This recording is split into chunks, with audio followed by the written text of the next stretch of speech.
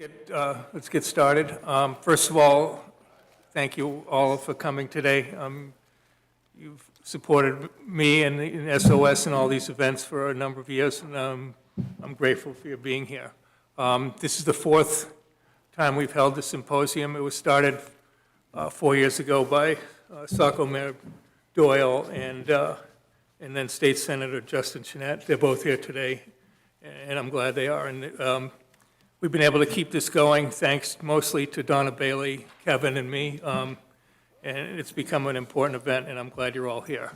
And a thank you to Saco, to Brian and Alex St. Cyr and Andrew Dickinson from Communications for setting all this up. Anyway, here's the agenda today is going to be, we're going to have a couple of presentations, some updates. Try to hear from all of you. You can ask questions at any time, or if you have any comments, please just go ahead and make them. I'm not going to do introductions, so when you speak for the first time, just introduce yourself. Peter Slavinsky from Maine Geologic Survey is going to be our first presenter, and he will tell us what's going on with the coast and everything else. So, Peter, you can go ahead and get started. Morning, everyone. Pete Slavinsky, marine geologist with the Maine Geological Survey and the Department of Agriculture, Conservation, and Forestry. And I'm going to kick the session off and just give a little overview of what's happened basically along some of the Saco beaches since last winter. So I think you've seen some presentations in the past where we've looked at a long time frame. This time we wanted to look at a short time frame and see what was going on. So we'll see if this whole click share works.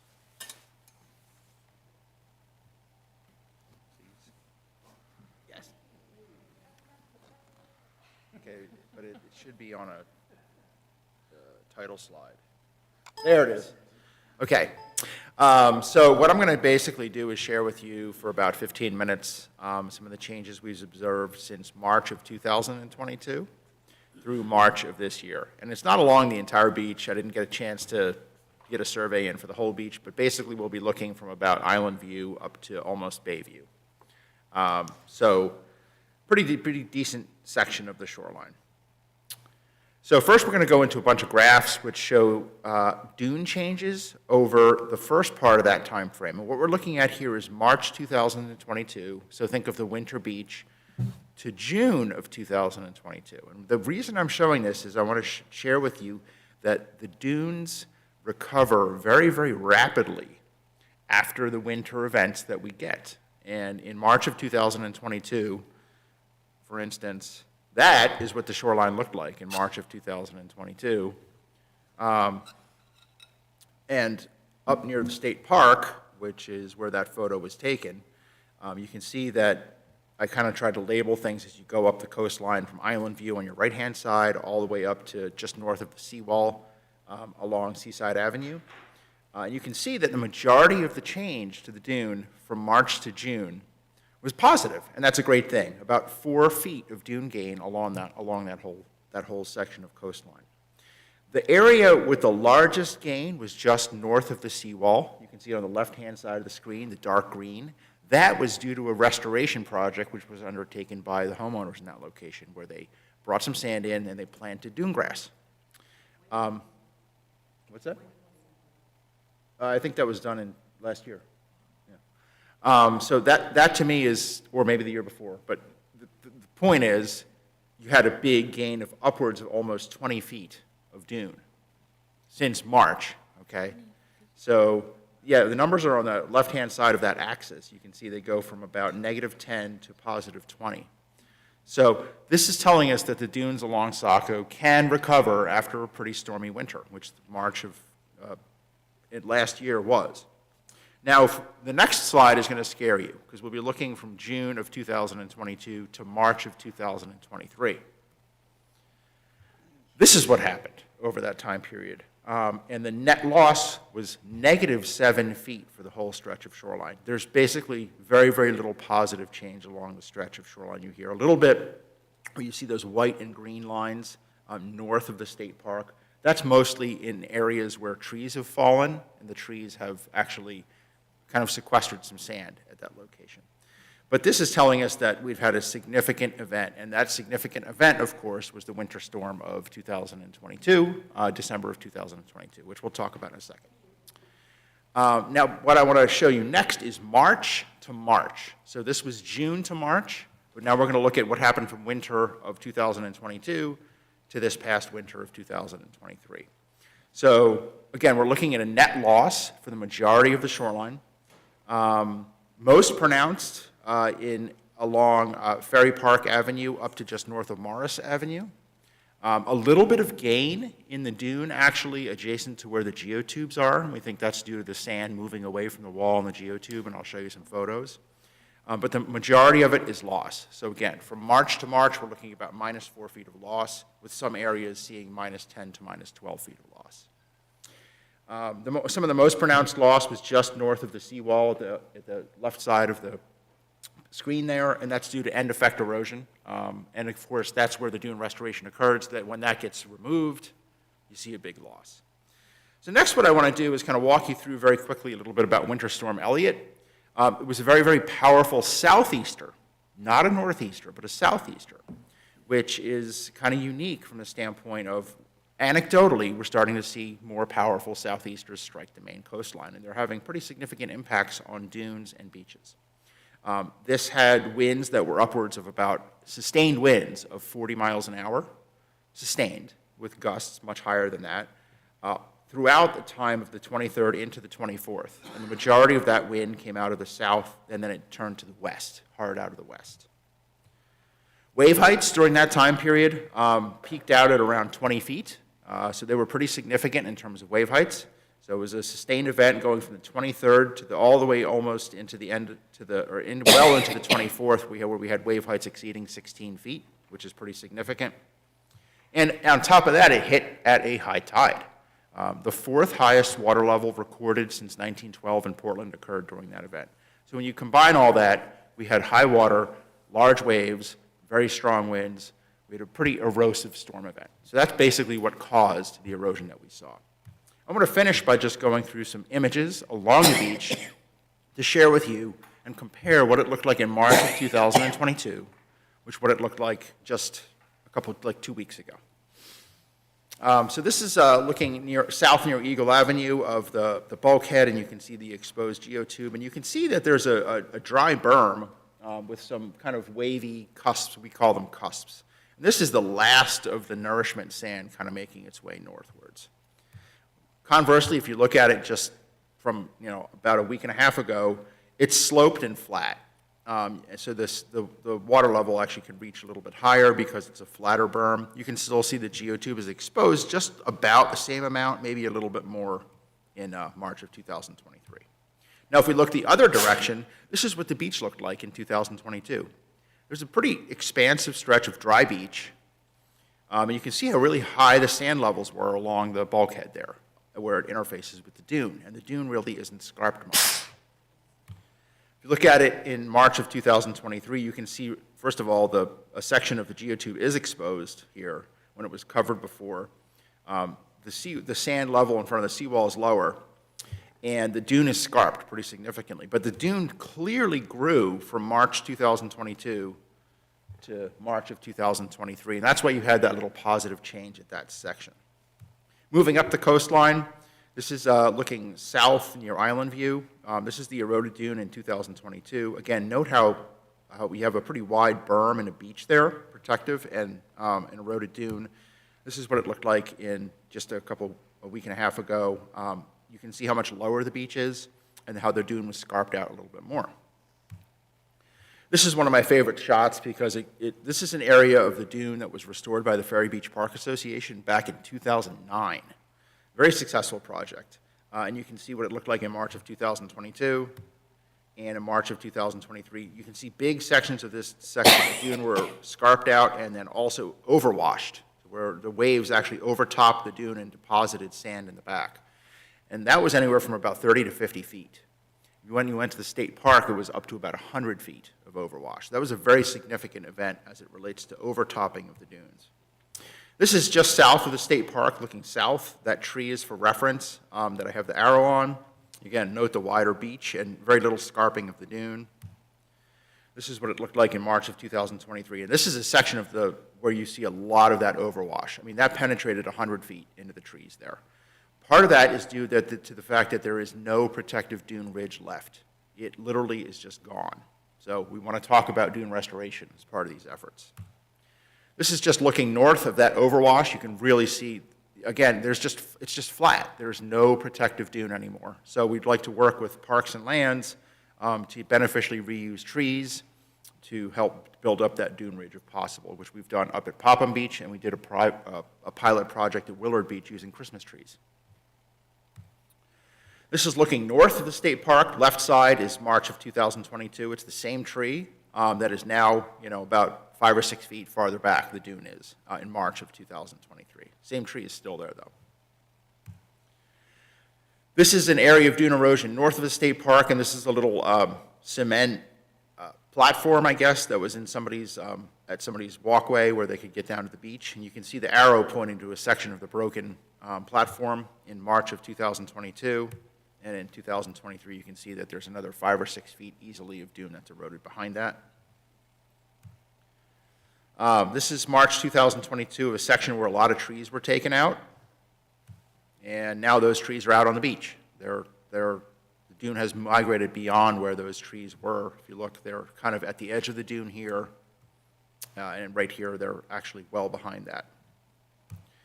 Moving northwards, I like this one, but this is a private walkway going onto the beach in March of 2022. You can see that the dune is scarped. The dune's recovered, and you can see the rhizomes or the roots of the dune sticking out at the bottom here. So that recovered through June. And then those last storms that we saw, this is from a slightly different angle, but that same, you can see that the dune has now been cut all the way almost to the back of the walkway. So again, great areas where dune restoration would make sense. Final slides. This is looking just south of the seawall of some end effect in March of 2022, and you can see again where the dune rhizomes, the beach grass, is sticking out. This recovered through June and then got walloped in the December 2022 storm, which is still evident in March of 2023. We do expect this to recover. Finally, this is north now of the seawall, looking north along the beach, along Seaside Avenue. Bayview is just in the distance. This is an area of restored dune, and you can see a lot of the dune grass is covered in snow, and this was a very successful area of dune restoration that got hit pretty hard in the March 2023, or December 2022 storm, still evident in March of 2023. The nice thing is you can still see that dune grass sticking out. So it's pretty resilient, and I do expect this to recover. So, take-home points. From March to June, you saw growth of your dunes, not unexpected as we go from a winter to a summer conditions. And that was certainly helped by some of the dune restoration efforts which were undertaken. From June to March of 2023, there was pretty significant dune loss. Most of it was caused by the December storm. Significant overwash occurred along large stretches of the dunes, which is telling us that your dunes are not of adequate height to provide protection for the houses behind. Luckily, a lot of the houses are set way back. From March to March, we saw an overall net loss of dunes of about 4 feet, which is telling us that the dunes, even though they've recovered into that summer, kind of got knocked back a little bit farther. Okay, so the net loss occurred. It was not net gain, it was net loss. It'll be interesting to see what happens going into this summer. It's difficult for me to state at this point. The last couple of times we've gotten together, I've said, the beach nourishment is still working. It's difficult for me to say at this point that you're seeing any benefit from the nourishment that was placed back in 2018. It lasted a while, 4 to 5 years almost, but I think it's finally at the point where it's not really showing any benefit. However, similar to the recovery we saw from March to June of last year, we do expect to see some significant dune recovery by the summer of 2023. There is that seasonal shift that occurs, and that could be helped, of course, by dune restoration that might be undertaken by private citizens and the community itself and the state park. So that's what I have for you. Thank you. Any questions for Peter? That enthralling, huh? Oh, good. Go ahead, Bonnie. Yes, you have to turn the mics on if you Is this on now? It's, Yes. okay. One question, Peter, I mean, clearly there's significant jaw-dropping changes in a year's time.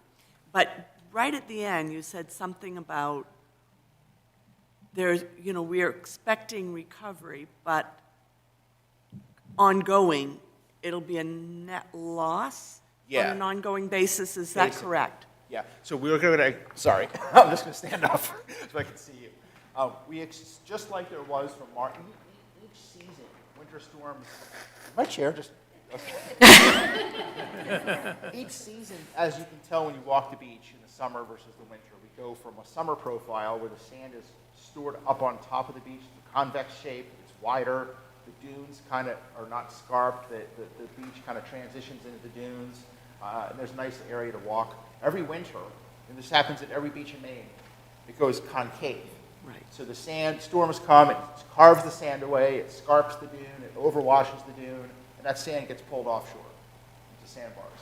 So clearly, based on what we saw from March to June, that sand comes back, the dunes build back up, but the net change that we saw over the period of the year is loss. And that's consistent with what we've seen basically over the last 10 to 20 years along the Saco shoreline. There is recovery each season, but it's not to the point of what it was before. So when you can look at it, it's recovering, it's going back and forth, but the net change is loss. And one of the things that really is concerning me when I walk the beach, and I've said this a couple times, is traditionally you kind of get in that recovery, you get a protective dune ridge that forms and kind of the sand is built up and it recovers and comes back. What we're seeing is that dune ridge has gotten scarped and scarped and scarped and cut. So now you're left with just a little knob. And now that's why we had so much overwash during the storm events of December 2022, because there's no protective dune ridge anymore along large sections of the shoreline. So again, on average, I'd say overwash penetrated 30 to 50 feet. Farther back in some areas, near the state park, it was over 100 feet. Overwash is not a bad thing. It puts sand into the back of the dune so that the dune can actually build itself up, but there isn't enough sand that's being overwashed to actually really help too much with sustaining a ridge. So to me, one of the priorities would be kind of looking at dune restoration efforts, and not necessarily right at the front edge of the dunes, but slightly back, like we did with Ferry Beach Park Association in 2009, where they built a back dune ridge, and over time, because of overwash of the front and because of the planting and everything, and because of wind-blown sand transport, that really solidified and built up into a nice, large, protective ridge. Now that ridge is half gone. So, but it lasted in an area where you see erosion of 2-3 feet a year, easily. It lasted, what are we, that's 2009, so 13, 14 years. Which is, So it did a really good job given the conditions. So yes, net loss, but we are seeing some recovery each season. follow-up question, if the dune plantings will occur, when do they occur, and how long does it take for those dunes to really embed themselves? In other words, be significant enough that, can they get to a point of being protection in one season, or does it take, is it fast-growing or is it not? Yeah, so dune grass by itself isn't going to recover the dunes in terms of their elevation. It'll take a while because when you plant just dune grass, it has to trap wind-blown sand, it has to trap washover sand, which takes time to build up. That's why I think dune restoration efforts that bring in sand will be pretty key, because then you can build that ridge up to where it needs to be and then plant it. And it's best when it's done continuously, like when it was done at Ferry Beach Park Association. It was done for 800 feet of the shoreline. If you do it just property by property, you end up with areas where waves can break and go in between where the dunes are built up, and therefore kind of it ends up scouring the sides of the dunes, and also it ends up with runways for where you can get overwash and waves breaking. And the nice thing again is the majority of the houses are set pretty far back. So I don't think any houses are going to be taking out on that section where the natural dunes are, because they're set way back. But, you know, the dune along Surf Street, or what's left of Surf Street, is getting quite narrow. And that was part of that initial restoration project, which extended from basically Island View Avenue, about 150 feet north of where the old walkover path was at Ferry Beach Ecology School that's now closed. So every time I go there, I have to sneak onto there because it says, dune restoration, please do not walk on dune. So I'm the one walking on the dune. Take those photos. Thank you. Yeah. Go ahead, Mike.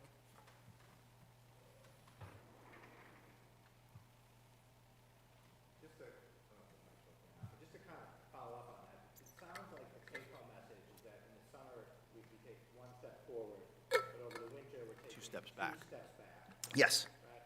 And because the dune rate is now shrinking, there's a danger we're going to start taking 3 or 4 steps back in these winter storms.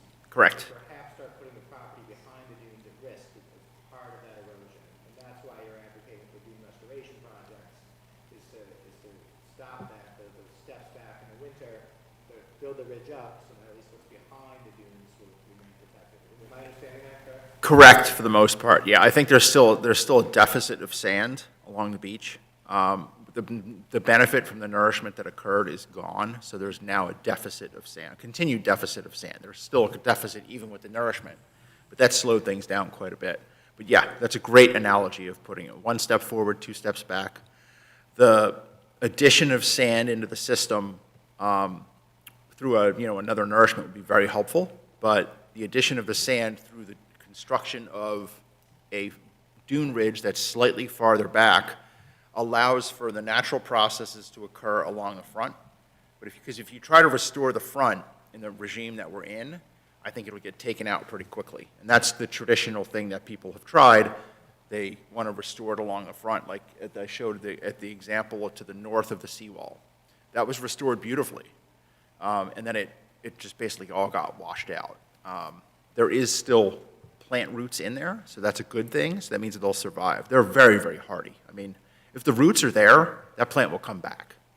But the elevation of the dune, you're correct, is low in so many areas that it's not providing protection. When you get big storms, instead of overwash penetrating 10 or 20 feet, it's now penetrating 30, 40, 50 feet. And then the other thing I heard you say was some combination of homeowners, the community, the state park should be thinking about these dune restoration efforts, but also individual homeowners, if we get dune restoration efforts in pockets, that's not effective.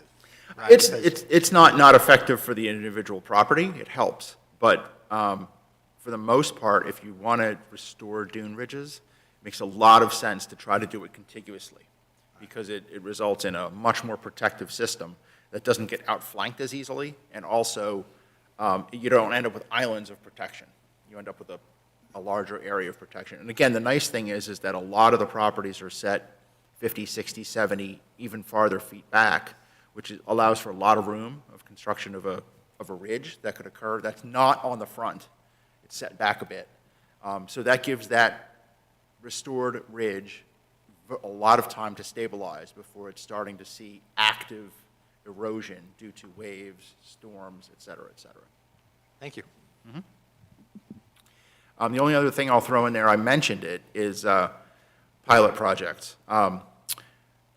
In Popham Beach, we're working with the state park to beneficially reuse washed up logs, which they have lots of. You basically take those logs and you put them in the dune system, and because it has so much wind-blown transport, within a week, those logs are covered by sand. And they help build up the dune ridge artificially. Saco Bay doesn't have that many trees washing around on the beaches, but possibly, in conjunction with consultation with DEP, looking at the beneficial reuse of fallen trees. Could be, if it's on somebody's property or the state park, you could drag those trees into strategic areas, and they would trap sand. We also are working with Willard Beach on a pilot project to beneficially reuse Christmas trees. Instead of those Christmas trees being taken for public works and being, all I can think of is chowdered. That's not the right word. I'm going to get some chowder after this. But cut up and, what do they call it? Chipped. Thank you. Chipped. The idea was I was walking my neighborhood in Scarborough and I saw like, everybody had their trees out in front of the house for pickup by Public Works. And I said, why don't we try to beneficially reuse these to trap sand? And Willard lost about 15 to 20 feet of dune in the December event, and I was walking the beach there, and that's what gave me the idea to try that. So we put out about 200 Christmas trees. And within a week, it had trapped sand on the first row of trees very, very well. So we're hoping that that continues and will be a model project. And Mary Beth might be speaking a little bit about permits for doing that kind of stuff later. Okay. Go-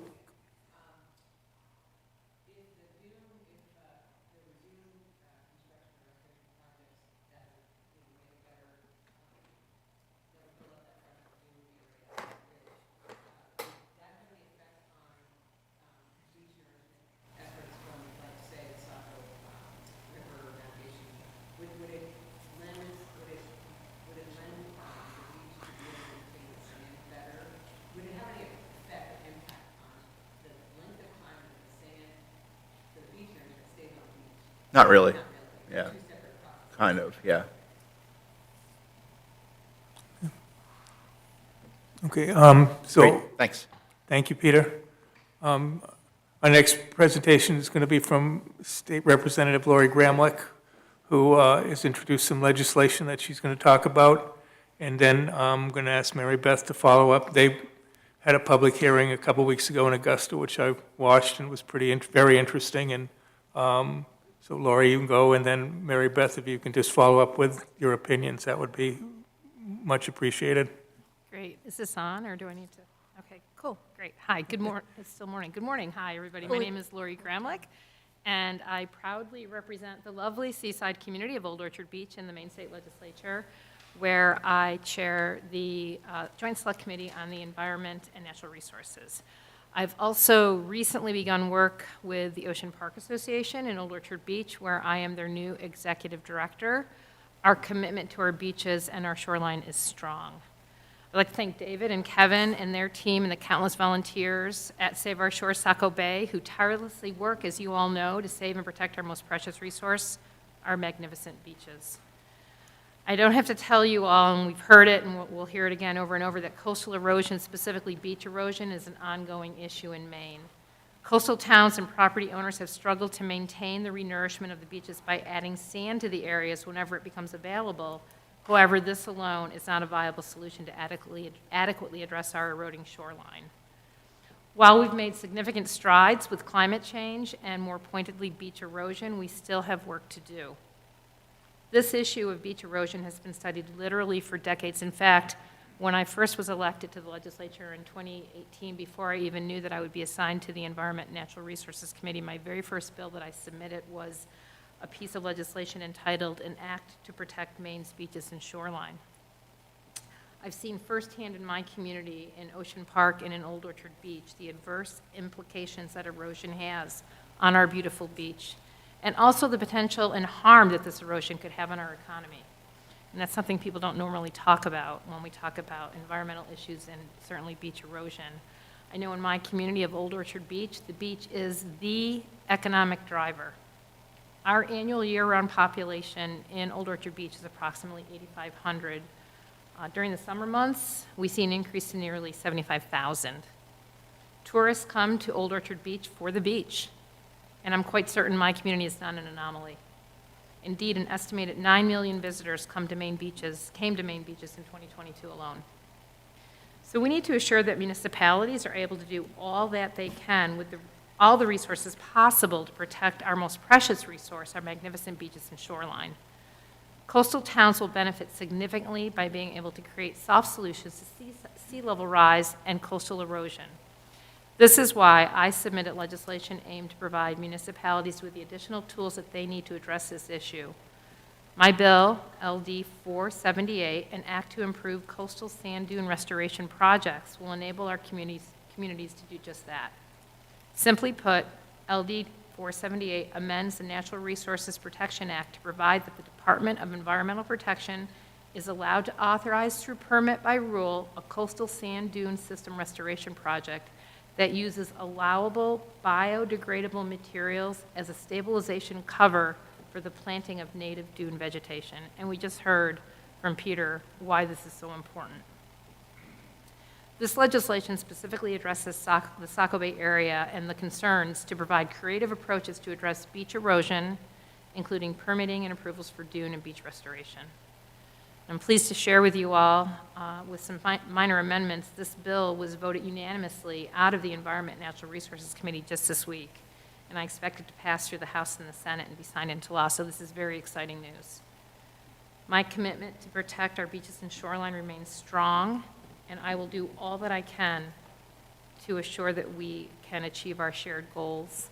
I'm really appreciative that I was able to join you today, and I can't let my moment go by without acknowledging my legislative colleagues, Senator Donna Bailey and Representative Lynn Copeland, who have also worked tirelessly on this issue, and very pleased that we're joined also by our County Commissioner, Justin Chenette, who has been a longtime champion for this issue. So thank you all very much, and be happy to try to answer any questions for you.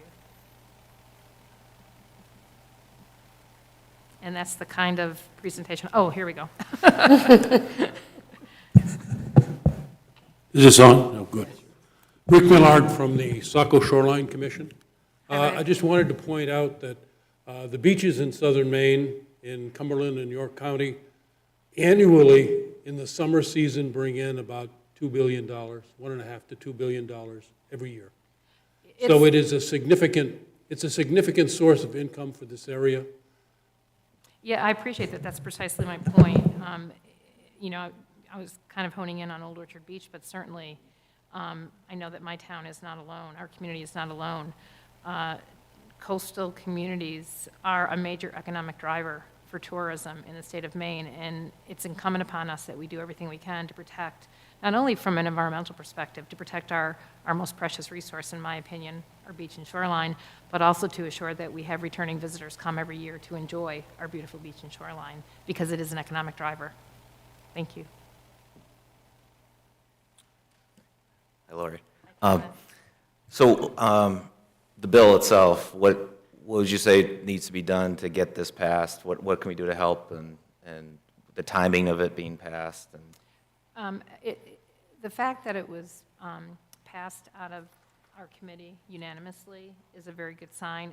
It's likely in the legislature what we call to go under the hammer, meaning that it'll go through the House, go through the Senate without much, if any, debate, which is actually not a bad thing, and get to the governor's desk for her signature.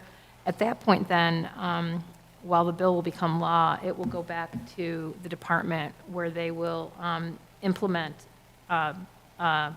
the bill in terms of what they will do for rulemaking. And I know Mary Beth is here. She can speak a little bit more to that. Go ahead, Mary Beth. Thank you. Excuse me, you'll pardon me. I do have to excuse myself because I have to go back to work. Your real job. Thank you, Representative Gramlich. I appreciate that setup. And I just wanted to start with some rulemaking that we've already done that went into effect late last year. Under our current permit by rule structure, we did some routine technical rulemaking under the Natural Resources Protection Act. Oh, did I mention that I'm Mary Beth Richardson? I'm the DEP's Southern Maine Regional Office Director. So, got that out of the way. So the Section 16A, or Section 16A of the Permit by Rule, Chapter 305 it's a new section of Chapter 305, and it came into effect last year. And basically, it's for beach nourishment and dune restoration or construction activities, and also sand dune planting. So what it basically did was created its own section with its own set of standards for these types of dune construction restoration projects to go through a sort of a expedited review process. So if a homeowner or a group of homeowners or a community or a town or a homeowners association wanted to come in and do some dune restoration, they can, if they meet these criteria, they can get basically a 2-week permit to do that. So we didn't always have that, or we had it in some form, but this sort of put it into its own section, with beach nourishment, which was never something that was we never permitted through permit by rule. So we now have standards for it, so that's already in place. What I envision for the rulemaking for this LD 478 that we just got through ought to pass is, if it goes through the full, legislature and it gets approved, and then I think what would happen then is the department would be directed to do rulemaking. And because we already have this section 16A, we can basically massage that section and incorporate some of these other types or methods for dune restoration and construction into that section 16A to make it fit under permit by rule. So the bill that Representative Gramlich, you quoted the statutory language, which basically directs the department to do this through permit by rule. What this will do is, we, as part of this the legislative process, we met with some stakeholders, and we met with some folks from the Maine Audubon, some practitioners, people that actually do this type of work, people from Inland Fisheries and Wildlife to talk about the habitat issues, because we do have, essential habitat in the form of shorebirds. So we had a really good group of folks that came up with some sort of amendment language to sort of craft or to sort of put a framework together for what these rules might look like, what type of biodegradable materials we're talking about. They would include core logs, other types of fabric for cover, wooden or other types of biodegradable stakes to anchor some of these materials down onto the over the created dune, and then also in cobble-dominated beach systems, we would allow for a cobble core dune. Only in those types of, what we're really looking to do is, if you're going to be importing material or moving material around, it needs to be similar in color and texture to what's already there. So that because we do have some beaches in Maine that are not sand dominated, but more cobble dominated. So the one thing that was in the initial rule that we had talked about was core logs that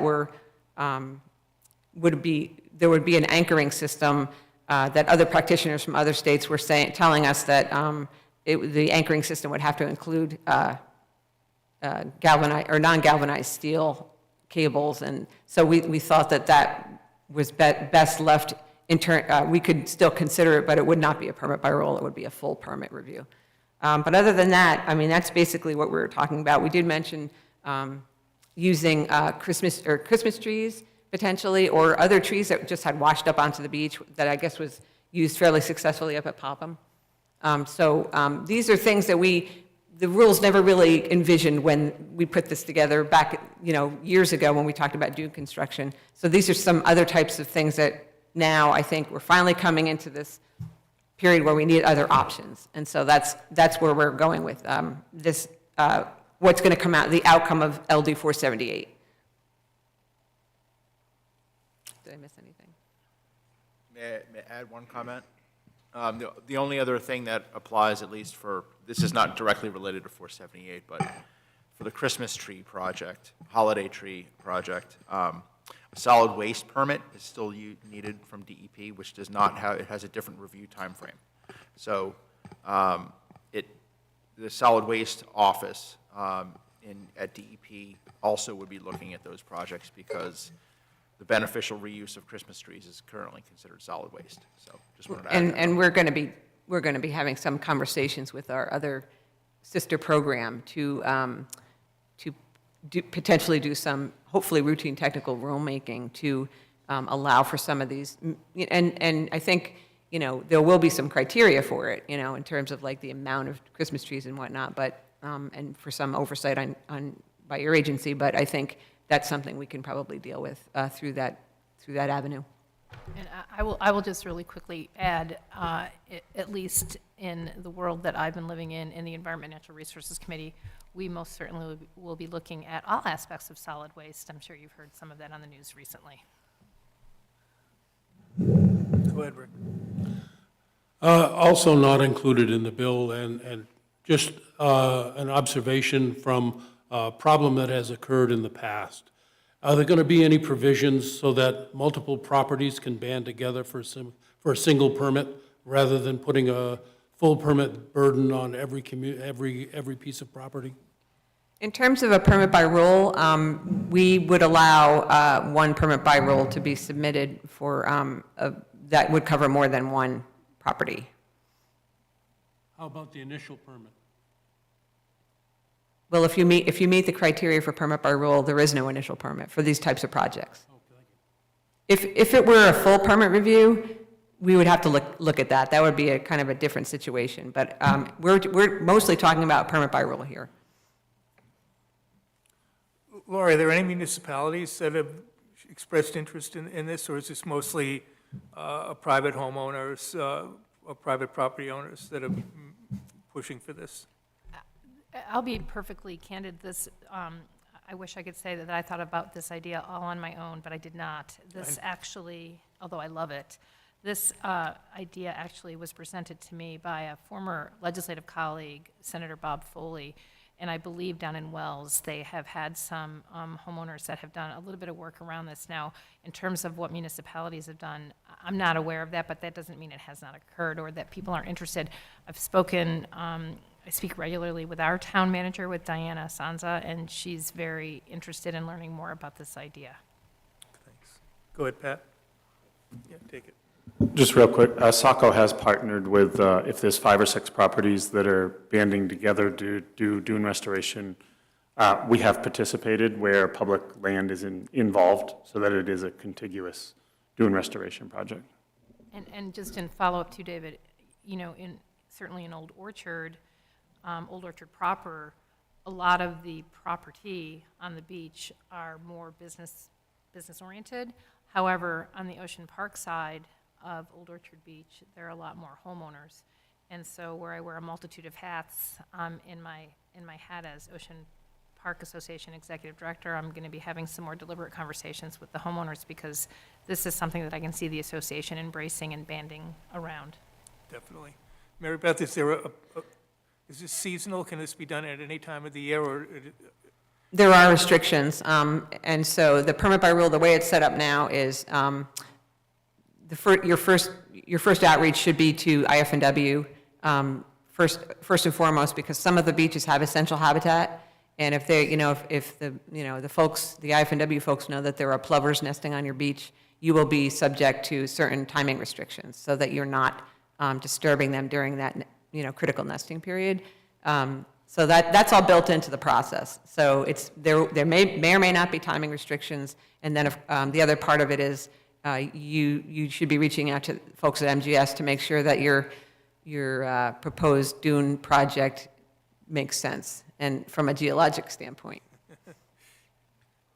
Thank you. Yeah, the only thing I'll add there is there'll be a window in the spring to do work, which I think ends by April 1st.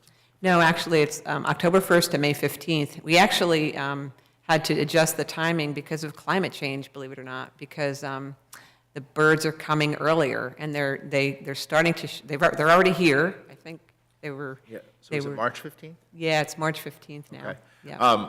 Well, just the only thing I wanted to add there is a lot of the projects that are, some of the projects that are constructed in the fall, the plants don't have a chance to really grow that long, and then they start getting hit by winter storms, so the roots don't get down to an adequate depth to provide good protection for those systems. You can do the work in the fall, but the most effective way of doing it is doing the work in the spring, hoping for no big spring storms, and then having a whole growing season where those plants actually root, take hold, have all summer to grow, and then by the next year, they're really in a situation for being, in a good spot for protecting the dune. That's why we are advocating a lot more for a lot of these projects not occurring right at the seaward edge of the existing dunes, but a little bit back. That gives them time to do this. Okay, thank you. Thank you, Laurie. And I know you have to leave, but this is a really important bill. I think it should open up some opportunities, some well-needed opportunities, and we're grateful for that. It's another tool in our toolbox, but Sure. it's going to take, I don't think there's one single solution that's going to address this in its entirety. I think it's really incumbent upon all of us to look at the array of tools that we have so that we can kind of walk and chew gum at the same time and address this from a multitude of solutions. Okay, thank you. Thank you, Mary Beth. So we're going to have a couple of updates on some of our favorite projects. The first one, the Army Corps PPA, Bonnie Pothier from Senator King's office has really been helping us, and we have Carleen Tremblay from Senator Collins' office. Pam is here from Shelley Pingree's office. There's been a big, since the last time we met, there's been a lot of changes, a lot of good changes from the federal side. So Bonnie, why don't you start and let us know where we're at right now? Good morning, and thanks for having me. I am Bonnie Pothier. I'm with the Office of U.S. Senator Angus King, and I do want to say that when it comes to the work being done in York County, I can assure people in Saco, as well as every other community, that our office works in tandem with Senator Collins' office and Representative Pingree's office. We attend meetings together. We confer relentlessly on the major issues, one of which has been the Camp Ellis Project 111, which has been, as many of you know, ongoing for a number of years. What has happened in the past year, just at the end of 2022, Mark Habel, the former project manager, the one in charge at Army Corps for this particular project, retired. And we were awaiting notice of who was going to be tapped to replace him. Army Corps had made a decision, but that person actually left Army Corps. And so right now, and I'm going to look at my notes because I have a hard time with her last name, but Jennifer Thalhauser, who works at Army Corps, has taken over in the interim as the project manager for Camp Ellis. She did indicate this week that she was the interim, that she put herself forward to both Brian Kenrath as well as the mayor to come before a public meeting or a council meeting to give an update regarding the status of that project with the Army Corps. What she did confirm was that headquarters in D.C. of Army Corps is presently drafting the project partnership agreement, and as soon as they have that finalized, it'll come back to Boston and be presented to the city so that there can be some give and take and discussion on that and get that finalized. We hope that that's going to be happening relatively soon. I can't give an actual timeline, but we're certainly keeping our fingers crossed that it'll be sometime before the summer. So we'll keep you posted on that. We'll probably hear more from Jennifer herself if she has an opportunity to come to Saco in the near future. That's where we are right now. So the project itself is back on the table. It had been sort of like in a holding pattern for a bit, but we've got it back on the table, and things are moving. So we'll keep our fingers crossed that we can move it further ahead this year. Thank you, Bonnie. Carleen, also, Senator Collins is going to do a congressional directed spending, hopefully do that request for $2 million to allow the Army Corps, starting in fiscal *24, which would be at the second half of this year, to come do some design work. I think I'm assuming that's contingent on a signed PPA, but. My name is Carleen Tremblay, and you probably don't know who I am, but I do work for Senator Collins. I run her Lewiston office.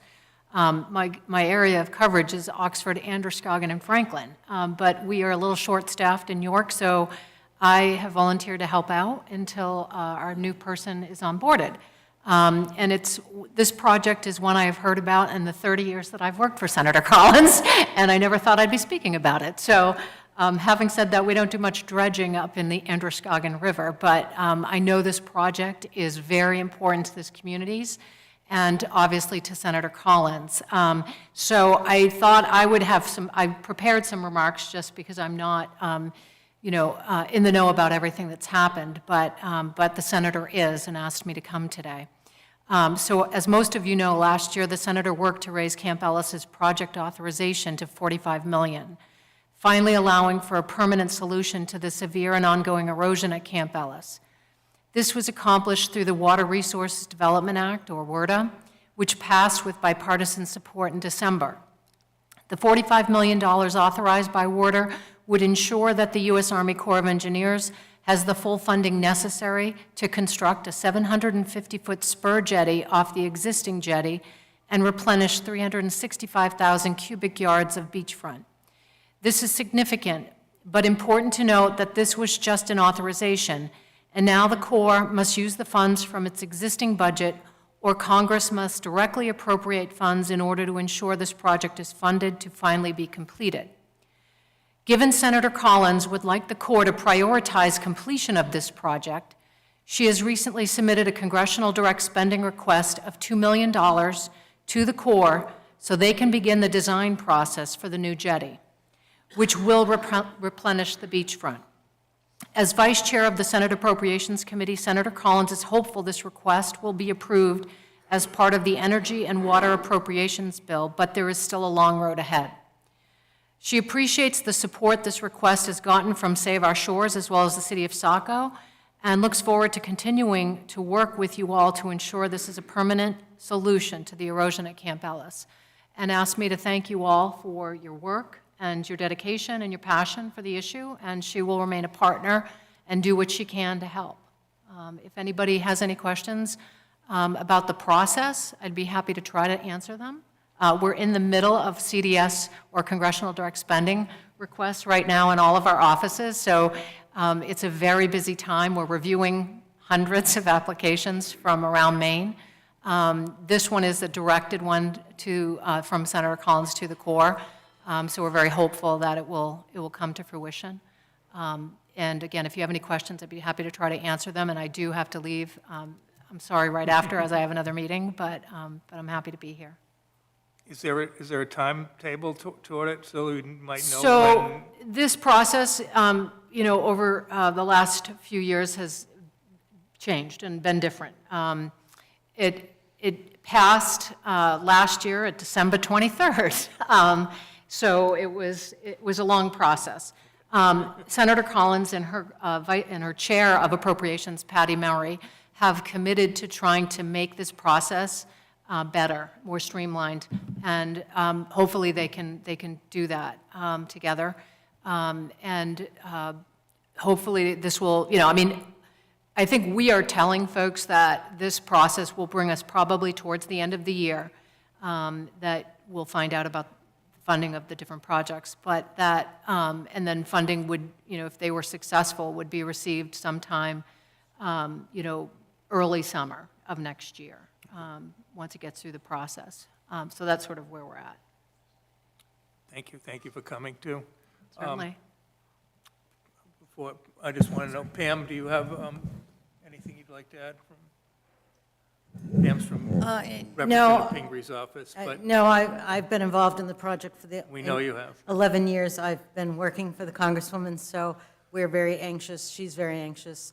We worked really hard last year in conjunction with Senator Collins' office to get that money appropriated on the water bill, which is a huge, huge help for this project. So we're hopeful that it will continue to go through, and as soon as that letter comes through, I'm sure Saco will be happy to get that in their hands and get the Army going. So we'll continue pushing through our offices, all three offices working together to get this accomplished.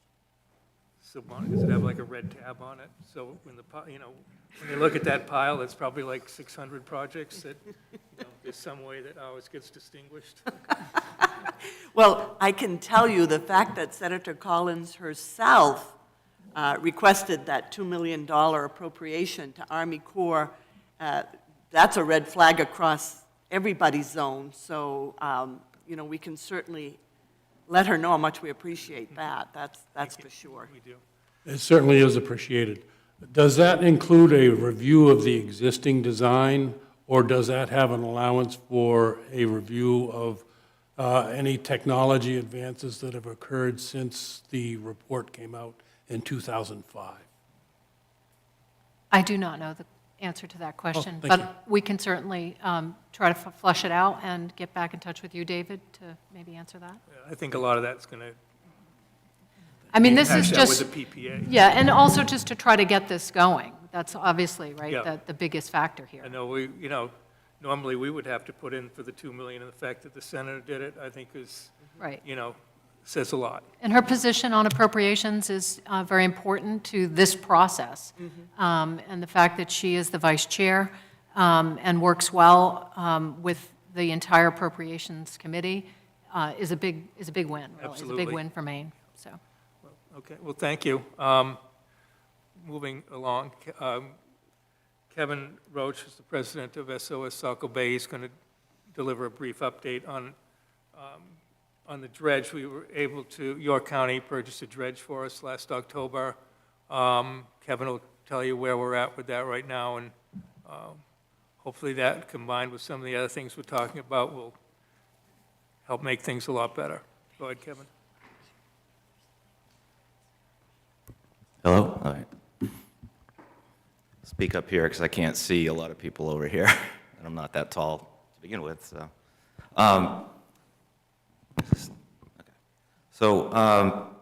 Yeah, I'm here.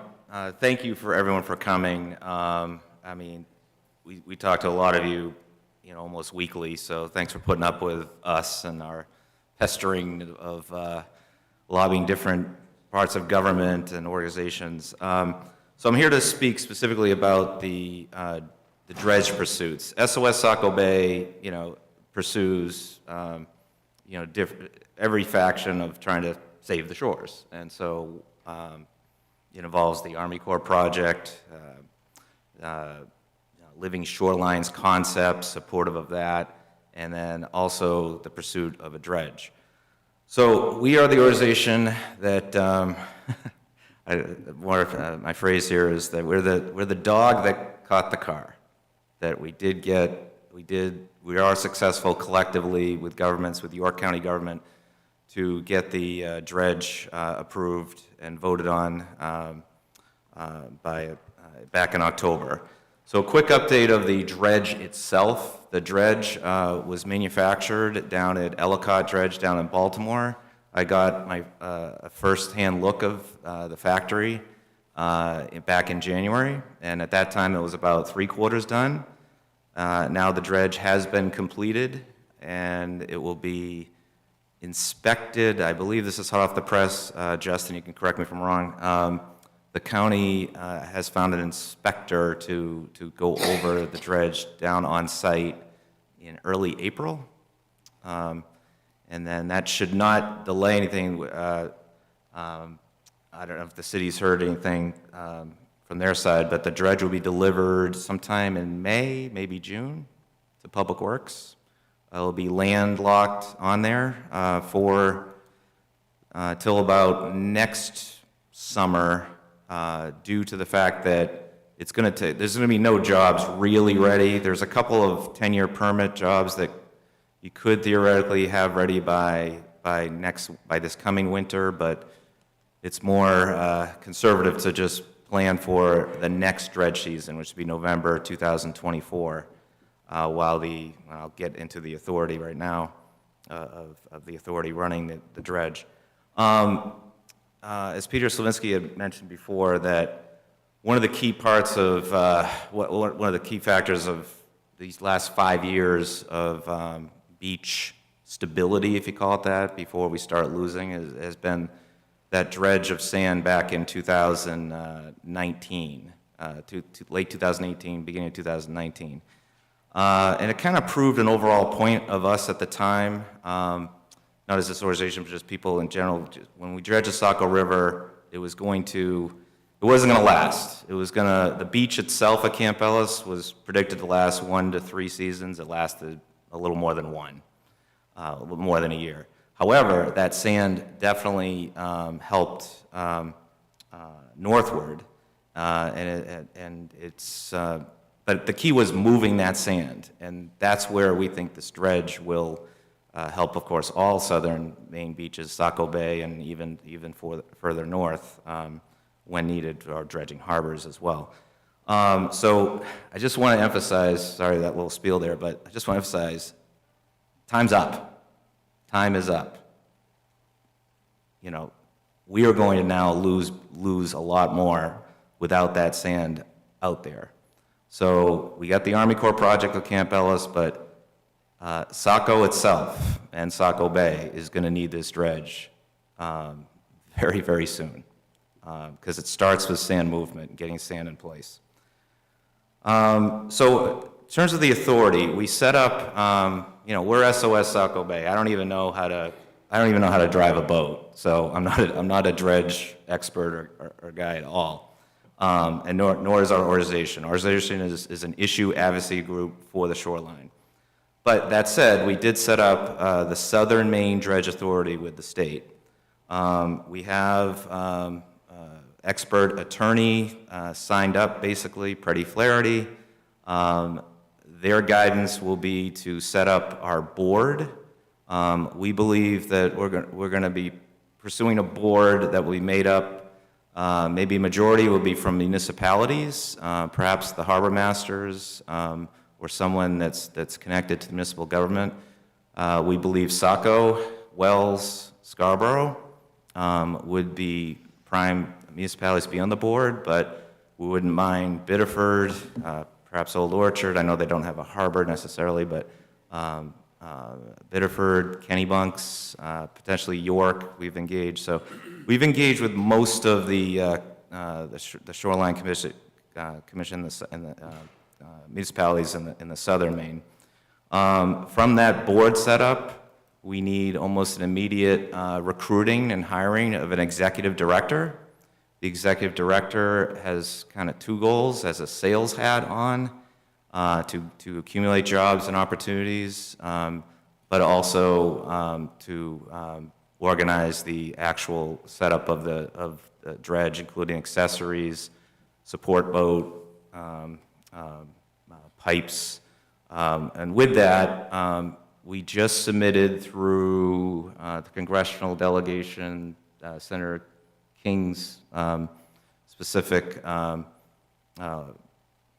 do you call it, recruitment to submit bills, to submit funding for projects. Just to help you out, Yeah.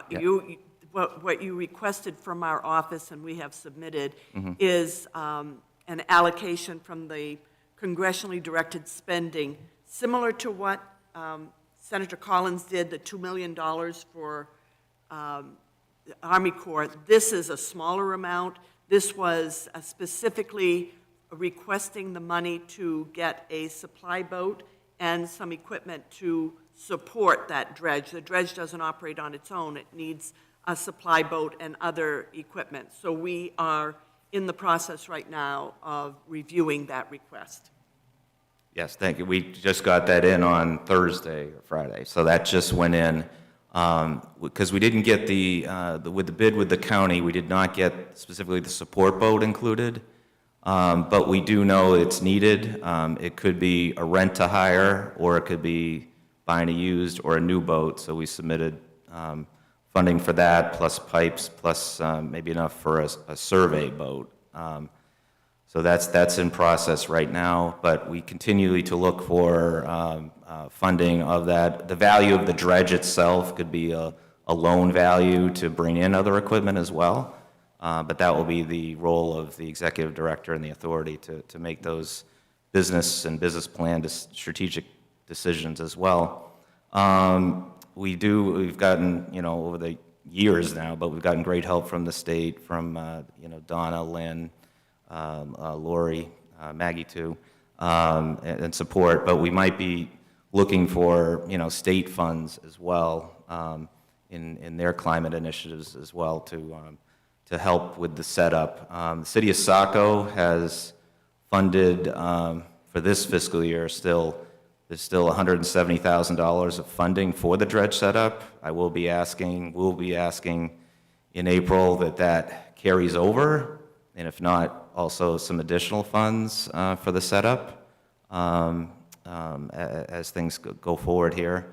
But the key will be to, recruit and hopefully by the end of this fiscal year, end of June, have an executive director seated for the authority. And also, the county is looking to hand off the dredge as soon as possible, so we're working diligently on that. Donna, you can speak to more, but Donna submitted a bill for a general oversight of shoreline, which would include the dredge. We think that that's best maybe to push a little bit off till next session because we don't have the dredge actually operational yet. If we pursue that, but we appreciate Donna's attention to this through that Senate proposal.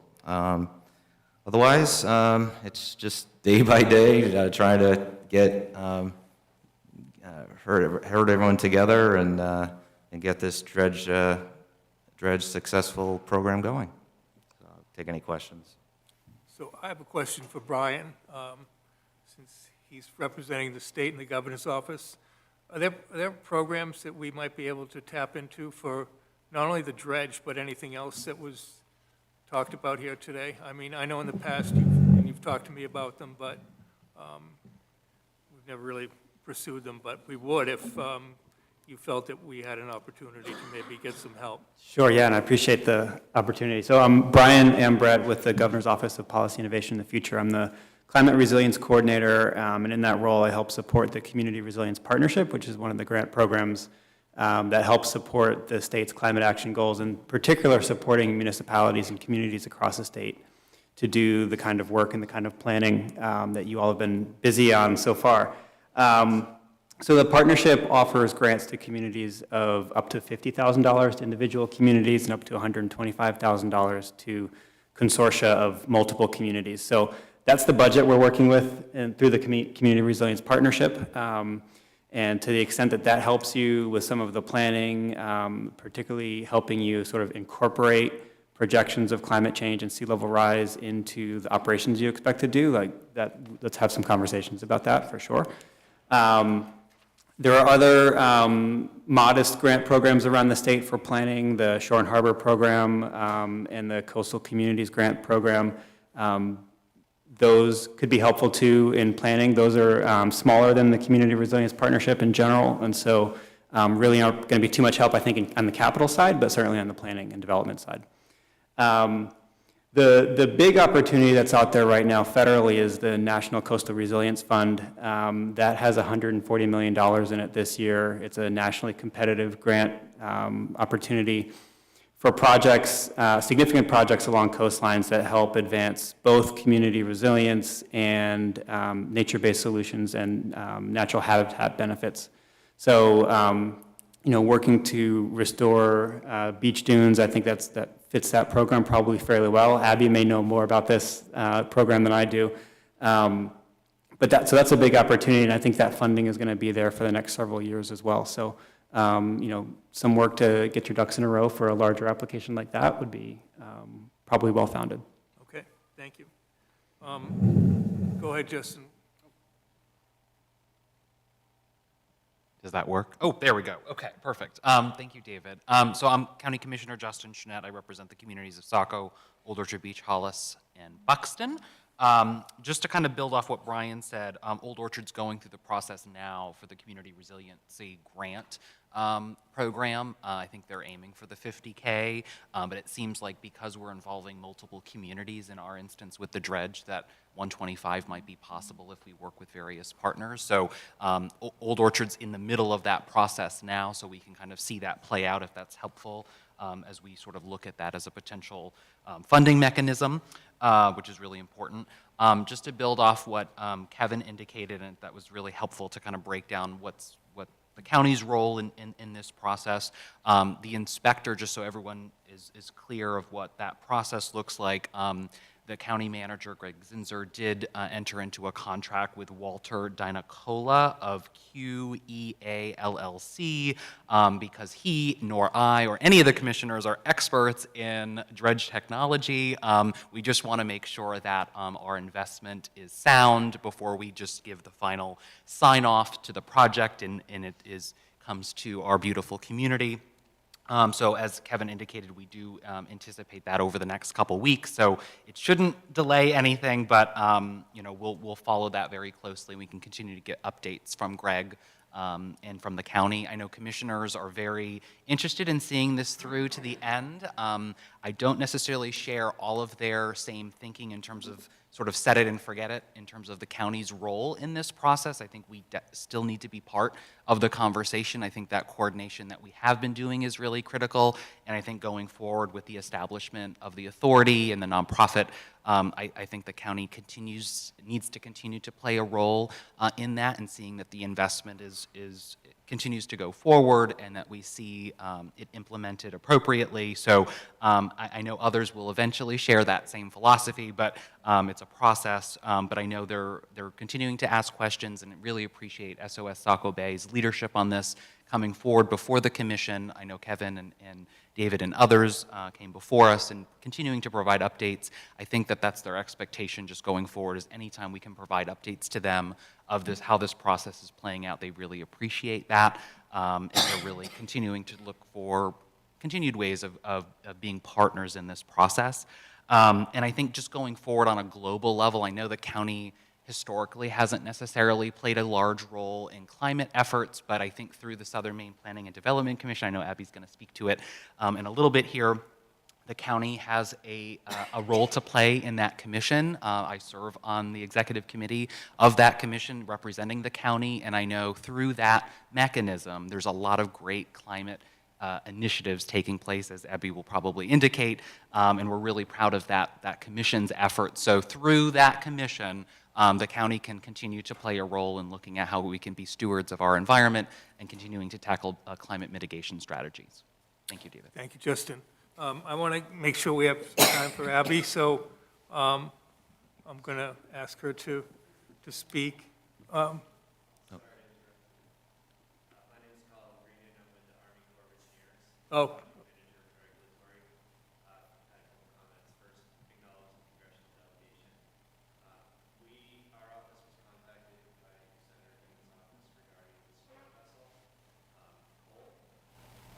Yep, yep.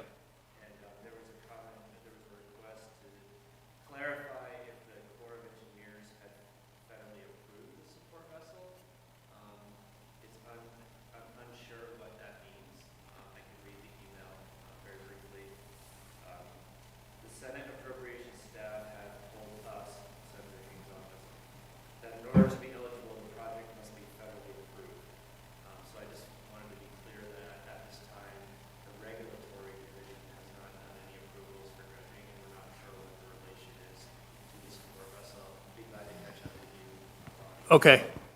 Yeah, there was some, yeah, there's some other development there, but yeah, we can be happy to. And I also wanted to say that we reached out to SOS and Attorney Flaherty to say that the regulatory division is fully prepared for both time as we get set up to have pre-application meetings that would facilitate efficient permit processing for such dredge events.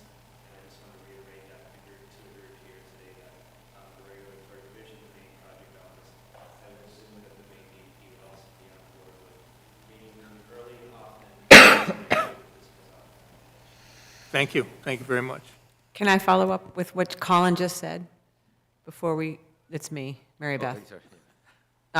Because you mentioned DEP. In terms of this dredge authority, I think it would be important to meet at some point just to talk about some of these projects as they become more, as they come into development from the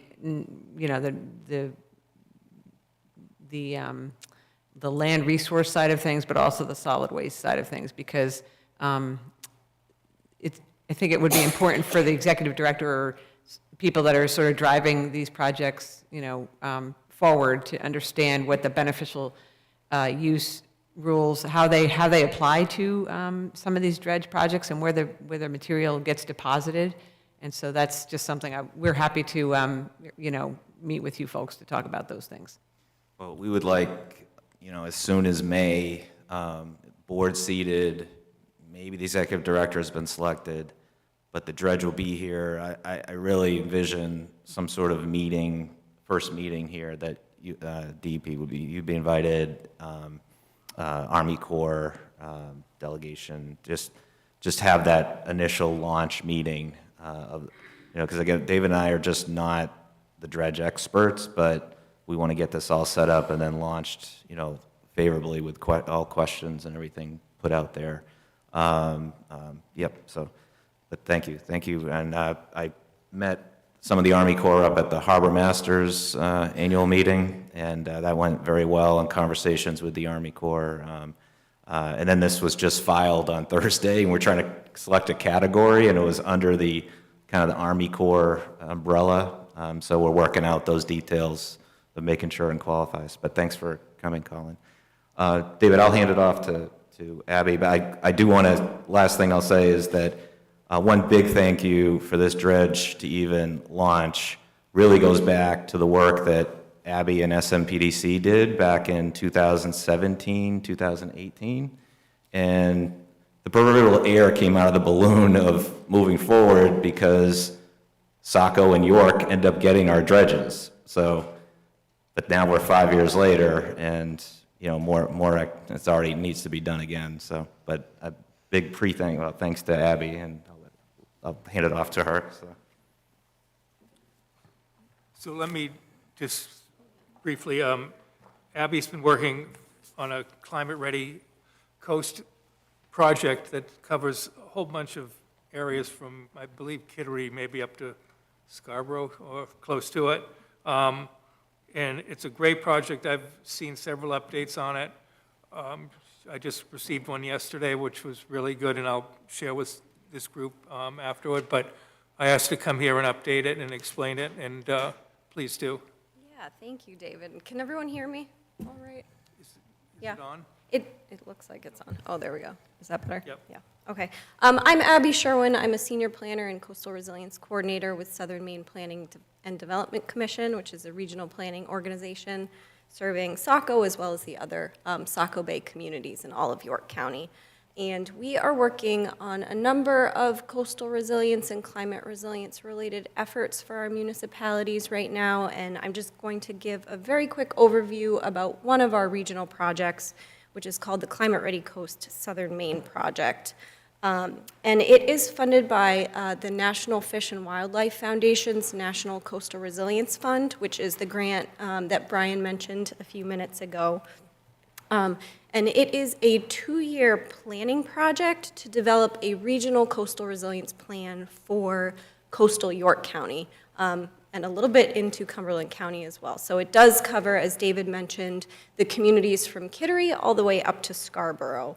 And we are really trying to support regional resilience planning through this effort. We're trying to fill capacity gaps that we know exist at the local level. We're trying to coordinate on common priorities, and leverage existing information and resources and also partnerships that exist between these communities to advance resilience planning and ultimately resilience action along our coastline.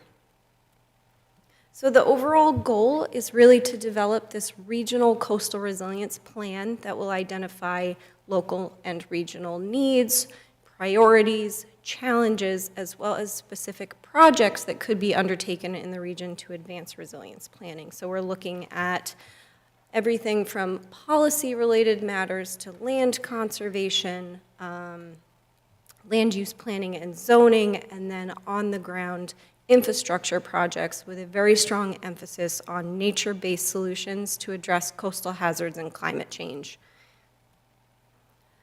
So SMPDC is leading this project, but we have a number of partners that are involved, including folks from the Wells Reserve and Maine Sea Grant. And then we've also received some technical support from NOAA's Office for Coastal Management to help us elevate the project a little bit to achieve our overall objectives and goals.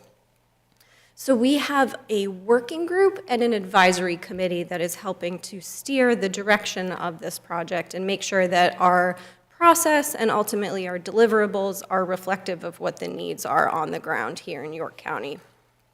So from the working group side of things, we have representatives from all 10 of the participating communities, including municipal staff and representatives of relevant boards and committees, like conservation commissions. We also have folks from local land trusts, as well as the county emergency management agencies, and some social service organizations as well, to make sure that we are adequately addressing social vulnerability considerations in the work that we're doing. And then we also have an advisory committee of technical experts and practitioners that are helping to ensure that what we're doing is sort of taking advantage of best practices, state of the science, and just also being coordinated with other state efforts that are going on in coastal resilience. So we have folks from state and federal natural resource programs and agencies, some statewide conservation organizations, and then because we are spanning multiple counties, we also have folks from the Greater Portland Council of Governments participating in our project. So very quickly, this is just an overview of the project tasks. So it's a fairly large-scale and complex project, so I'm going to try to focus on the most relevant aspects for this group. But we started out the project with some needs assessment-related activities. So we did a stakeholder survey and some targeted interviews to find out what really the needs were, challenges, limitations, and opportunities for resilience planning in the region. We then utilized that information to design a regional vulnerability assessment looking at coastal hazards facing York County, including sea level rise and erosion, and then looked at what areas and things within the region are vulnerable to those hazards. So we looked at infrastructure, social vulnerability, and then because this is funded, again, through the National Fish and Wildlife Foundation, we also focused on habitat and the natural environment. And then throughout the whole project, we've had a lot of stakeholder engagement by the working group and advisory committee. And we have a project website that summarizes all of this information. So hopefully you can take a look at that after this meeting today. More recently, we have used the results of the vulnerability assessment to begin to identify priority vulnerable areas across the region that warrant some focus and attention for project development to enhance coastal resilience. And then again, the ultimate objective here is to develop a regional coastal resilience plan. So I think I'll go through this very quickly, but just to say that we did conduct a GIS-based tabletop vulnerability assessment, again, looking at the areas, people, and things that are vulnerable to coastal hazards in the region. And we used the outputs of that assessment as the basis for the identification of 50-plus sites along the coastline that have elevated coastal vulnerability. This is just a quick screenshot showing some of the outputs of that mapping, but we looked at, what building footprints were going to be exposed to flooding. We looked at things like what types of wildlife habitat were present in all of these coastal areas and where were there concentrations of different types of wildlife habitat to, again, get a better, more comprehensive understanding of what is going on in these areas and what could be vulnerable to coastal hazards. And then, again, use the results of the assessment to identify what we call these hotspots of vulnerability. But we knew that the vulnerability assessment could only tell us so much, right? It was rooted in publicly available data and for the most part was very rooted in quantitative information. And to capture what we really care about in the region, we needed more qualitative-based information from the people who live and work in the region. And so that's where our working group and advisory committee came in and applied their local knowledge and expertise to help us refine that list of 50-plus vulnerable sites down to a list of 15 really high-priority vulnerable sites that we need to focus on through our regional resilience plan. So we had a workshop in which we brought together working group members and advisory committee members, again, to work through a fairly detailed process, I would say, to apply criteria to identify those 15 priority sites for resilience action. And so out of that workshop came a list of 15 hotspots where the project team will be focusing our energy moving forward to identify potential adaptation strategies that might be well suited for those areas. And also working with a consulting firm to develop some visual renderings of what those strategies might look like on the ground. So they're not going to be engineering and design visualizations, but they will just give a better sense of what some of these projects could look like on the landscape if they were to be implemented. And so I've starred up here the sites that are within the Saco Bay region. So you can see that Camp Ellis jumped out as a priority site, as did some of the beaches spanning Old Orchard and Scarborough, as well as Old Orchard and Saco. And so lots of sites within the Saco Bay region. And for each of the 15 priority sites, as well as the full set of 50-plus sites that we initially identified, we developed these profile sheets to try to concisely explain what is going on in each of these locations that we care about from a resilience standpoint, and also what the vulnerabilities and the hazards are. So all of this information, again, is on the website if you are curious and want to look more into it. So the next step is, again, working with our consultant, which we're doing now, to come up with some visual renderings of different adaptation strategies in these 15 priority sites, but also developing a matrix of a range of different types of adaptation strategies that are appropriate and applicable for the southern Maine coastline. And so we will be summarizing information about the co-benefits of different types of strategies, general cost information of different strategies, as well as some information about permitting requirements for different strategies. So that will be a resource that's available to all of the communities within the project region, but also the entire state. And we'll be verifying some of that information, or much of it, I should say, with our advisory committee to make sure we're capturing what we should about supporting information for each of the strategies. And then these are not, I should say, visuals that are taken from the project, but were just used as examples of the types of visuals that we will be developing for each of the 15 priority sites.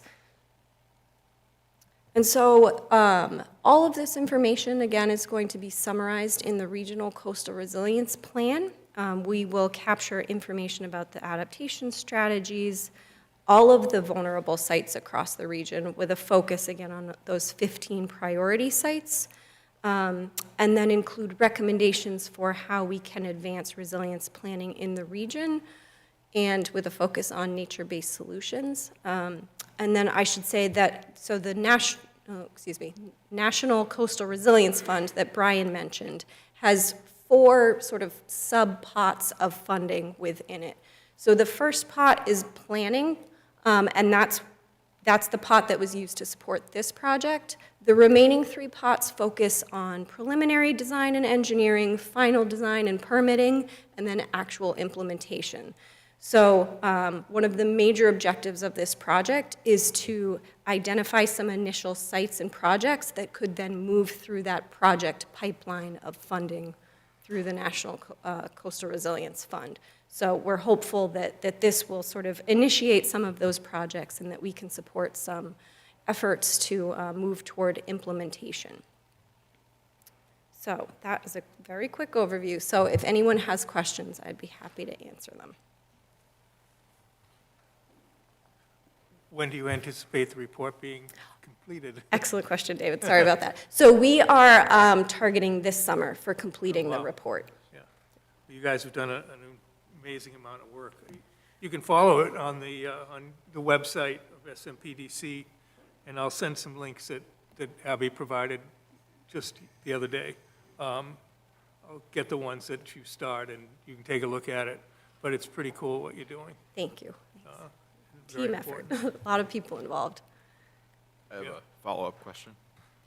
Abby, did you say that you're planning on applying to the NCRF for some of the projects which were selected?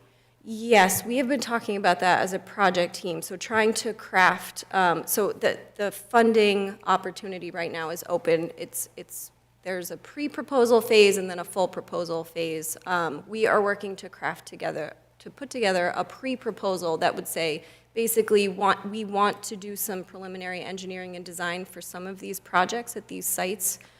We don't know what those would be yet, but we would use the remainder of this current planning project to work with the working group to identify 1 or 2 sites to move forward for the next round of funding.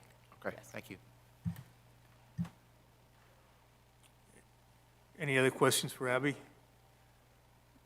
No? Okay, thank you. So I know we're at the end of our time slot, but is there I will keep it open for if anybody else wants to speak or make a comment. Speak now or forever hold your peace. Yes, Pete.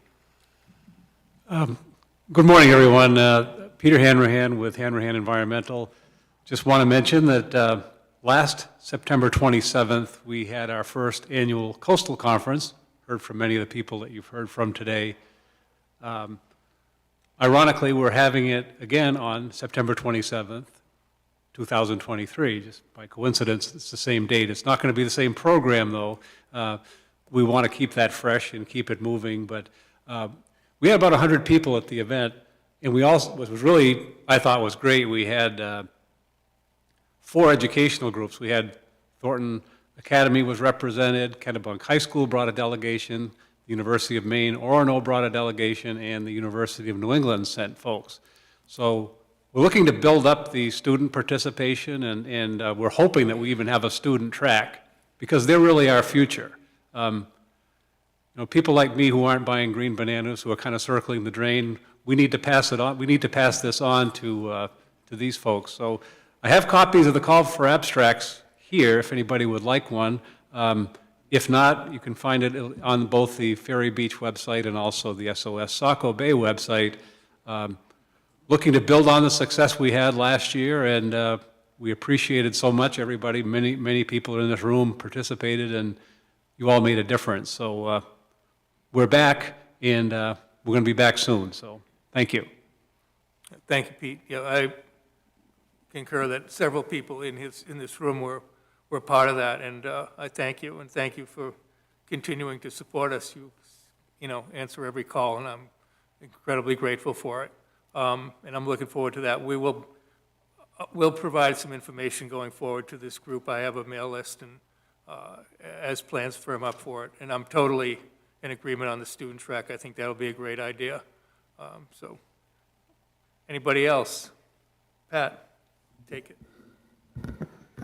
I would feel bad if I did not take this opportunity to thank anyone in the room who played a role in the recent declaration of a FEMA disaster related to the December storm that Pete Slavinsky spoke of. So Saco had about $180,000 worth of damage down along just the public infrastructure of our coastline. So we often are stuck repairing that with just local dollars. So anytime we can get some assistance at the state or federal level, we really appreciate it. So thank you to anyone who helped push that through. I know the numbers were close. Thank you.